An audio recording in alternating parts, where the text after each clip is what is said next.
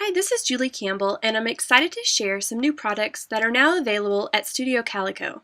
I designed 3 different dies for February's release, and the first one that I'm going to be showing you is called the Classic Confetti Craft Die.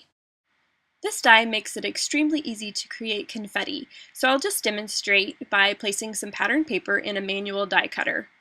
I'm placing the die face down and then running it through the machine. And you can just see how much confetti is created with just one single pass.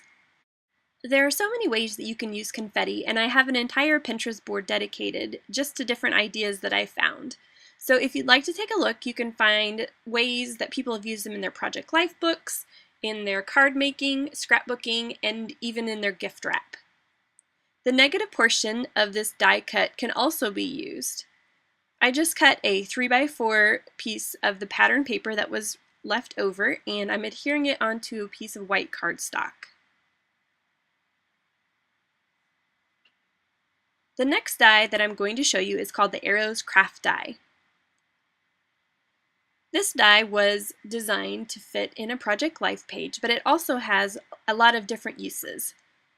This is some pattern paper from the print shop collection from Studio Calico, as well as some various colors of cardstock. I'm going to take the die and just die cut each of these different pieces of paper. These metal dies work perfectly with pattern paper and thick cardstock, and I'm also going to be showing you later a few other mediums that work really well with the dies. So once you run the die through your machine, just pull your design carefully away from the die, and here's what the cut will look like once it's gone through. So I'm just adhering a piece of white cardstock onto the back of this arrows die, and I purposefully filled my card with adhesive so that I could fill the little white arrows back in with these different colors of cardstock. So these are the arrows that came from the cardstock that I cut earlier, and as you can see, you can create a really fun rainbow effect. And I also wanted to show you just how easily they slide into a Project Life pocket page. So the neat thing about this die is it's also created to be a journaling card. So I just stamped the date there at the top, and then the lines are spaced perfectly to allow you to just tell your story onto a die cut. One of the products I really love using with the metal dies are these double-sided adhesive sheets by Silhouette. So I've got a scrap piece of the adhesive sheets, and I've removed one of the protective backings and then placed the adhesive side down on a piece of cardstock. Now this is what the cardstock looks like after it's been placed through the die cutting machine.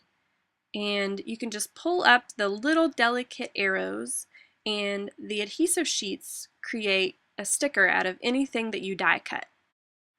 I've just found that these sticker sheets just make everything look a lot cleaner and neater, and it's an extremely precise adhesive, and the adhesive works really well. And the final dies that I wanted to share with you are the Heart and Star geotags. And this is another product that is really fun to use and works well with any of the dies. These are the adhesive cork stacks. They're 15 sheets of adhesive cork that come in a pack. And I'll just show you how well it works with the dies.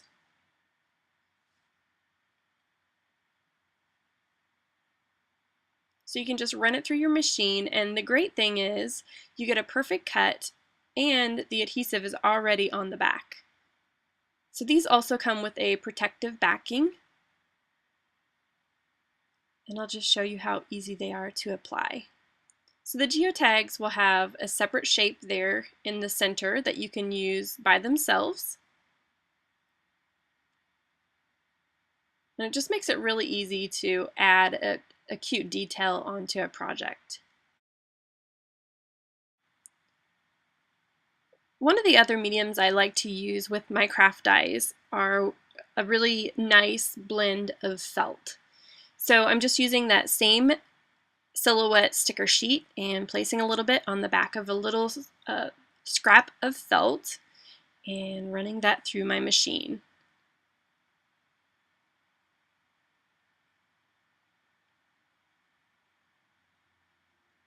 So I'm just removing the die cut from the adhesive backing, and the edges of the felt cut really beautifully.